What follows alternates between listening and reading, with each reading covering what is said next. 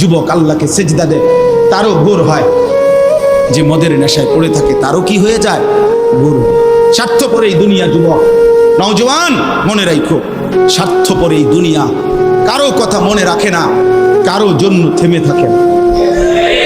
আমি এই পরশুদিন দেখছি, গতকালকের আগের দিন সকাল 6:30 বাজে আমি আমার বাজারে, ময়নামতি সাবের বাজার, ওইখানে দেখছি একটা হাইয়েস্ট গাড়ি একটা ট্রাকের মুখোমুখি হইয়া, হাইয়েস্ট গাড়িটার ড্রাইভারটা জায়গা তারে বাইরে করছে টাইম না হেসরাইয়া, কিছুক্ষণের মধ্যে লোকটা মারা গেছে।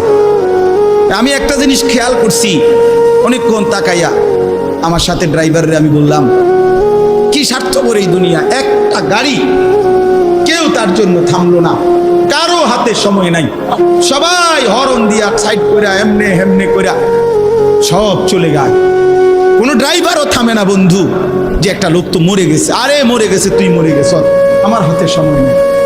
এই জন্য স্বার্থপর এই দুনিয়া, বড় স্বার্থপর, হয় কারো জন্য থামে না, কারো কথা অপেক্ষা করে না, চলতে তোমার কথা কেউ মনে রাখবে না।